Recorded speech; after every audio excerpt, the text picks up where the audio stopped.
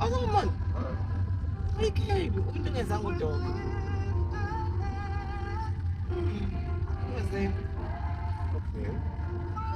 What are No, you should William way Ivory. Oh, yeah. Oh, Ivory. Yes, yes. So someone who was born in Zambia, Zimbabwean extraction, South African, also partly my grandmother's from KwaZulu-Natal. So I feel the region, and I just wonder, why aren't we getting it right? It's going to be Africa Day this week, Yes. and I still don't feel like our continent is united. Why is that? Well, number one, when you look at the end of colonization in Africa, there were three mistakes made. Number one, a lot of those who led the independence movements were either assassinated or incarcerated. So the deals that were made in the 11th hour of the end of colonization were not made with the revolutionaries. It was made with the hand-picked puppets who replaced those revolutionaries after assassination and incarceration. So that's number one. Number two, the other issue that we have is that Africa itself did not control the decolonization process economically and politically. The former colonizer still had a hand in the way in which the economy would function after the fall of colonization. And number three, many of your African leaders were trained by the Westerners. They were educated in the West. So they have a value system that is very much in alignment with European capitalism. We as African people have become more materialistic, almost more so than the white man. We have lost our spirituality. We have hearkened after this pursuit of material consumption, which has eroded our foundation and our culture as a people. And so I think that in order for Africa to get back on track and head in the direction that she needs to go into, we have to divorce ourselves from European capitalism, and we have to crush neocolonialism once and for all. Giving African people a flag and giving them an anthem while white people still control all the resources is nothing but hypocrisy. What do we do? Because the systems are there. We're going to have elections, and you've already described the problems with democracy, the way that it's constructed. How do we fix it? One of the fathers of the Rothschild family that created the international banking cartel, he was once quoted, and he said, "Give me control of a people's money. I care not who makes the laws." The people who control the resources control the entire political structure.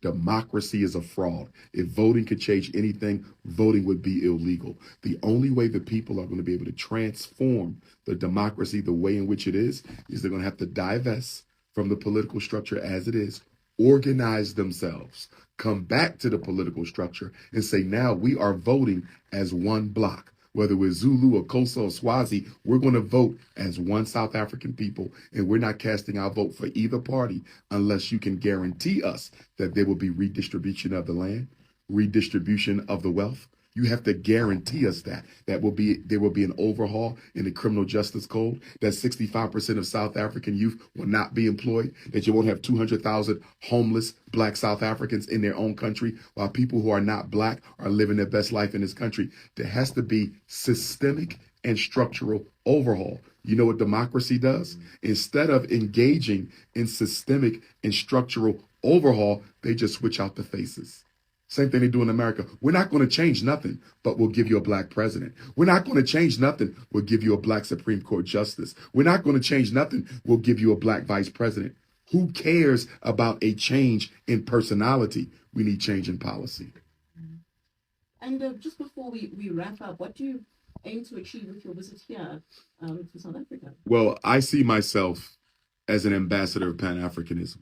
I'm probably the most popular Pan-Africanist in the world, definitely one of the top three. And my education guarantees me that I will be heard. Unfortunately, we live in a world dominated by European education. If you don't have the degrees, people don't listen. There's brothers and sisters in South Africa who may have not even graduated high school who are far more intelligent than Dr. Umar Tunde, but they don't have the doctorate. They don't have the master's degrees, so people don't hear them. My mission is real simple, to make African people understand one thing. We can solve our own problems and we can solve them ourselves, but we need solidarity, not just within South Africa, but across the continent, and not just across the continent, across the diaspora.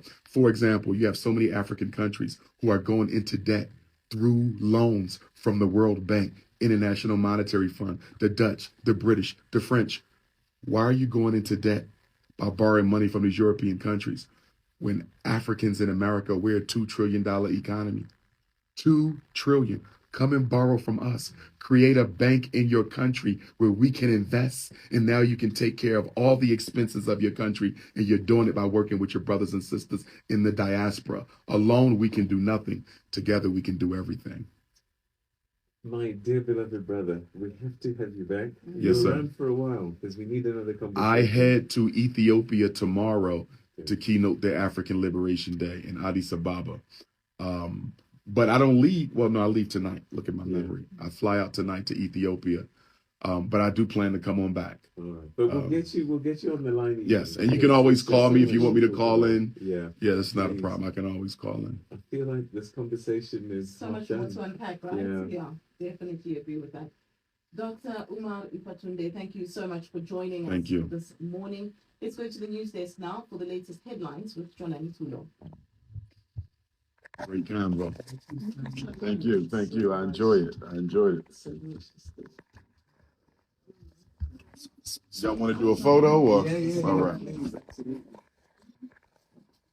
Take your time, my brother. Take your time. 1 minute just to get in the.